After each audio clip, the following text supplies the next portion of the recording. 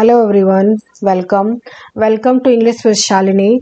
और आज के इस वीडियो में हम डिस्कस करने वाले हैं ओल्ड इंग्लिश पीरियड को, जिसे एंग्लो सैक्सन पीरियड भी कहा जाता है। और इसका जो टाइम लाइन है वो फ्रॉम 450 एडी टू 1066 एडी है।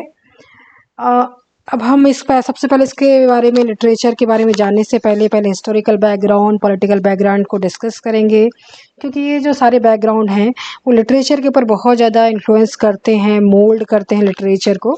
So let's discuss historical and political background. तो इसे हम सबसे पहले ये एक्रोनिम से समझ सकते हैं, इसके बैकग्राउंड को। CRAVN, क्रॉन, ये एक्रोनिम है, इससे हम समझेंगे। तो C से होता है केल्ट, R से रोमन्स, A से एंगल, V से वाइकिंग और N से नॉर्मन। तो यहाँ का पूरा ये कॉन्क्वेस्ट था, नॉर्मन कॉन्क्वेस्ट का।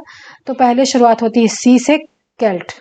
सी से जो केल्ट हुआ, इसमें सबसे पहले ये केल्ट आते हैं, और ये ब्राइथॉन्स और गेल्स भी कहा जाता है। इन्हें एक ट्राइब थी जो इंग्लैंड में आई थी, और ये केल्ट जो थे 55 BC तक इंग्लैंड में रह रहे थे।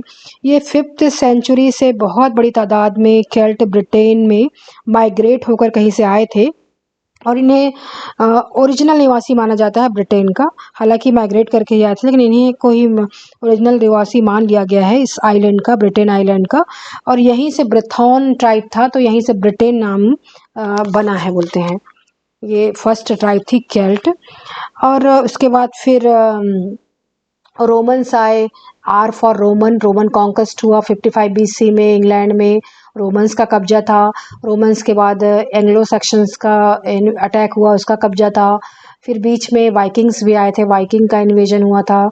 और एन फॉर लास्ट में नॉर्मन कॉन्क्वेस्ट हुआ था, जो कि 1066 में एडी में हुआ था। और ये फिर एंग्लो सेक्शन एज ख़त्म हो गया था इसके साथ ही। तो ये पूरा का पूरा इसका जो एक तरह से कहना चाहिए पॉलिटिकल सिनेरियो है इंग्लैंड का शुरुआत में। तो सबसे पहले जो केल्ट थे ओरिजिनल इनहेबिटेंट्स थे। फिर इसके बाद जो रोम आए थे, रोमन्स लोग आए थे 55 BC से लेके 407 AD तक ये रहे। तो Rome was the most dominant empire and the most dominant literary force of that time. बहुत ही बड़ी ताकत हुआ करते थे। रोमन्स पहले बार बार अटैक कर रहे थे केल्ट के समय में, और 55 BC में यहाँ पर पूरी तरह से उन्होंने कब्जा कर लिया, बहुत ही आसानी से कब्जा कर लिया, क्योंकि उनकी आर्मी बहुत ज़्यादा स्ट्रॉन्ग थी। लेकिन इनके साथ जो केल्ट लोगों के साथ कोई लड़ाई ज़्यादा नहीं हुई, इन लोग की कहते हैं। बहुत ही पीसफुल कोएग्जिस्टेंस था। हालांकि कहा जाता है कि एक राजा था, जो किंग आर्थर का जिक्र आता है लेजेंड्स में, और जो मिथ्स में आता है कि एक राजा थे केल्टों के, जो किंग आर्थर थे। उन्होंने इनसे कुछ प्रतिरोध किया था, इस तरह से कहा जाता है।